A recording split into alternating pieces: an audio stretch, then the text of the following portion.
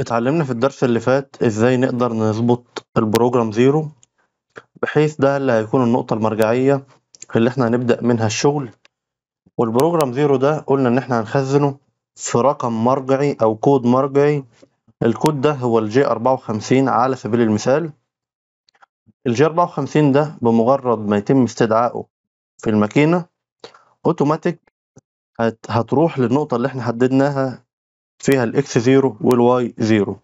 ممكن تخزن في جي 54 جي 55 مجموعة أو جروب من الأكواد مخصص لتخزين البروجرام زيرو الخاص بالبارت اللي احنا هننفذه. الخطوة اللي تلي ذلك تكمن في ضبط إعدادات آلات القطع. فيلا بينا نشيل الأوبتيكال بروب ونحط آلات القطع، وبعد كده نعمل قياس لآلات القطع بحيث نقوم بضبط صفر آلات القطع بالشكل المناسب. فنروح من ماشين اوبريشن ونعمل انلود ايدج فايندر. لو احنا جينا شفنا بالوضع الحالي، لو انا جيت رحت للماكينه وقلت لها روحي للزد زيرو، هنلاقي ان الهب ده او الهولدر ده نزل لغايه هنا، لبس في وش الشغلانه، وده لان الزيرو بتاع الماكينه هنا.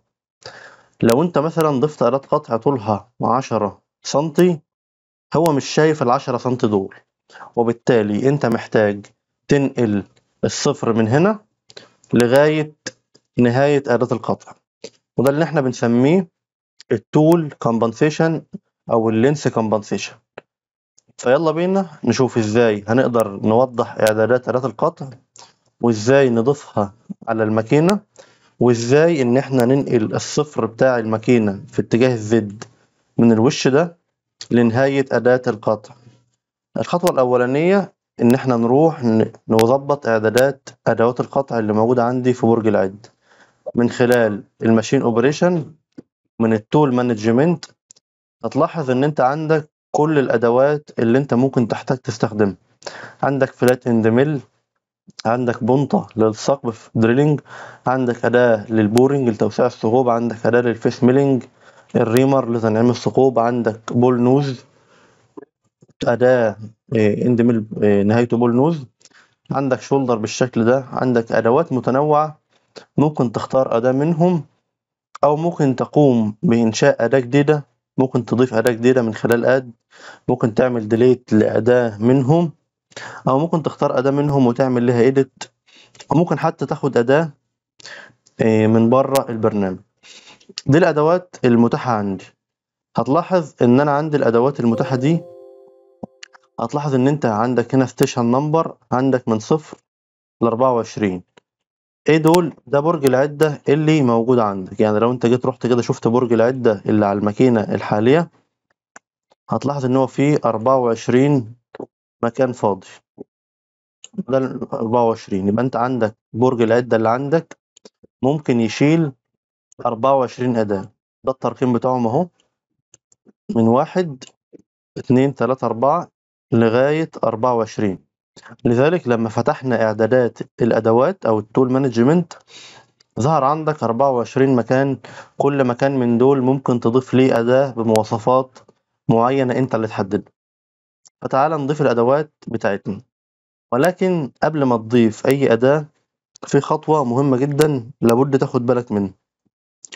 الخطوة دي إن أنت لابد تتأكد إن لما أنت تبعت المحاور، أو لما تبعت المكنة للمحاور الأساسية، أو لما تبعت المكنة للهوم بوزيشن، تتأكد إن الزد هنا بتساوي زيرو. يعني لما أفعل return to reference point، وضع الرجوع لنقطة الأصل، وأقول له x y و z، لابد تكون متأكد إن الزد هنا تساوي صفر. ليه؟ عشان لما أجي أشفت بطول الأداة.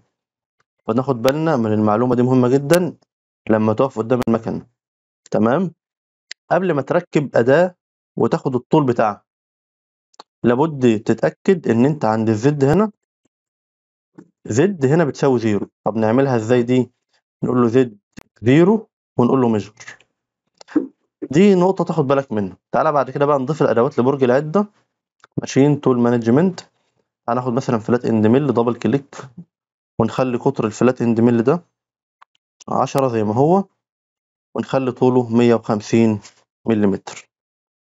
طبعا بإمكانك تحدد نوع الأداة، مثلا فلات بول أيا كان. لو أنت عايز مثلا تغير في شكلها ممكن تحدد الار بي ام اللي هتشتغل عنده والفيد، وكذلك ممكن تحدد المادة الخام للحد القاطع، هاي سبيد ستيل، ممكن تخليها سيراميك، ممكن تخليها كربيد، ايا كان المادة اللي انت عايزها نقول له اوكي، وتاخد الأداة دي وتحطها في المخزن اللي انت عايزه. يعني مثلا خلينا هنفترض ان انا عايز اضيف الأداة دي او عايز اركب الأداة دي في برج العدة في المخزن رقم 1. هسحب الأداة واروح عند المخزن رقم 1 واسيبها، يبقى انا كده ضفت الأداة دي في المخزن رقم 1. تعالى بعد كده نضيف أداة دريلينج ونخلي قطرها 10 برضو، ونخلي طول الأداة 120 ونقول له اوكي، وناخد الأداة ونضيفها في المخزن رقم 2. اوكي، هتلاحظ ان اوتوماتيك اهو الأداتين اتضافوا عندي، أداة في المخزن رقم 1 وأداة في المخزن رقم 2. تمام. تمام. انا كده جاهز ان انا اكتب كود اغير بيه أداة القطع او كود اركب بيه أداة القطع. زي ما احنا شايفين ان ده برج العدة واخد الشكل ده. في بعض الماكينات بدل ما هو رأس كده بتلاقيه افقي. ايا كان شكل برج العدة عندك وايا كان طريقة تغييره، يعني في الحالة دي انا عندي الدراع ده بيلف بياخد الأداة من هنا يركبها هنا. في بعض الماكينات هتلاقي السبندل هو اللي بيروح ياخد الأداة ويجي. ايا كان الميكانيزم او طريقة عمل الماكينة في تغيير آلات القطع، كود تغيير آلات القطع هيبقى معاك ثابت تقريبا في معظم الماكينات. انت غير تغيرات طفيفة في السنتكس من شركة لشركة، يعني شركة فانوك عن سيمنز، دي بتكون تغيرات طفيفة في البوست بروسيسور وممكن تلجأ لها في المانيوال الخاص بالماكينة. فبعد ما نركب الأدوات اللي احنا هنشتغل بيها في برج العدة ونتأكد إن الزد اللي احنا مخزنينه في الجي 54 اللي هو الصفر المرجع للبرنامج، نبدأ بعد كده نكتب الكود الخاص بتغيير أداة القطع. طبعا انت بإمكانك تكون مركب أكتر من أداتين، ممكن تملى برج العدة أدوات، مش شرط بس تكون حاطط الأدوات اللي انت هتستخدمها. أيا كانت الأدوات اللي موجودة عندك في برج العدة واللي انت بالفعل متأكد ان هي صالحة لتنفيذ البرنامج الخاص بيك.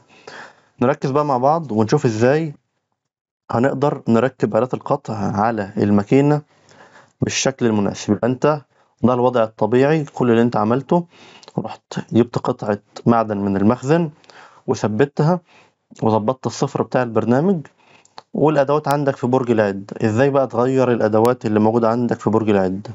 لتغيير الأدوات الموجودة في برج العدة أو لتركيب أداة جديدة، نفعل الوضع MDI، وبعد ما نفعل الوضع MDI نروح للبروجرام ونختار MDI من الشاشة الأمامية. وبعد ما نروح للوضع MDI، الوضع MDI هو الوضع اللي بيسمح بكتابة أوامر البرنامج وإرسالها للماكينة. احنا فعلنا الوضع MDI لتنشيط الكتابة يدويا. نضغط نضغط على زر الفتح من لوحة التحكم الخاص بالماكينة. كده أنا فعلت وضع الكتابة اليدوية، فعلت الوضع MDI ورحت للبروجرام اخترت MDI ونشطت وضع الكتابة اليدوية. نكتب كود تغيير الماكينة زي ما احنا عارفينه. كود تغيير الماكينة ايا كان أداة القطع عندك، كود تغيير الماكينة هيبقى اسطمبة زي ما احنا عارفين. هتكتب اسم الأداة T0، خلينا مثلا نفترض ان انا هركب الأداة رقم 1 فتبقى T01. لو انت عايز تركب الأداة رقم 2 تبقى T02، يبقى T01 M6 EOB ونقول له insert. يبقى انا كده بعت الكود للماكينة او للبرنامج اللي عندي. البرنامج اللي عندي اسمه O0001، ده اسم البرنامج. اذا انت عايز تمسح ممكن تعمل ديليت، تمسح الجزء اللي انت عايزه ترجع عليه وتمسحه وهكذا. لو انت مثلا عايز تنزل لسطر تاني ممكن تعمل EOB وتعمل insert، EOB وتعمل insert بحيث ان انت تنزل بدل السطر ده. مثلا نيجي هنا EOB insert تعالى مثلا نكتب الكود بتاعنا. احنا قلنا هنغير الأداة رقم 1 يبقى T01 M6 أو ممكن تكتب M06 AOB insert. يبقى احنا كده كتبنا كود تغيير الأداة رقم 1. طيب هنبقى الوقت اللي أنا هعمله إيه؟ كل اللي هيحصل إن أداة تغيير الأداة هتروح تمسك أداة القطع وتنقلها من هنا لهنا. بعد ما ركبنا الأداة على برج العدة وفعلنا وضع الكتابة اليدوية وكتبنا الكود، عايزين ننفذ الكود ده. بننفذ الكود ده من خلال سايكل ستارت.